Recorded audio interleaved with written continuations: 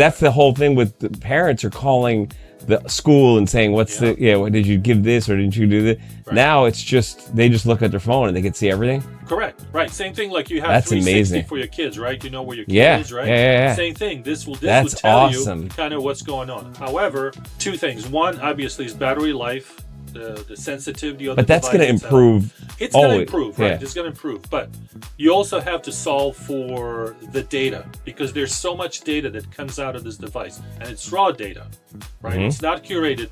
When you look at it, you don't know what you need AI, right, to tell you what you're kind of looking at. Okay. So because there's all these different signals. Is that like that now? Is that set up to where AI is actually taking what this? I imagine it's like a bunch of like crazy, like I picture it almost like on a boat, how you have the radar going down, exactly. right? Right, exactly.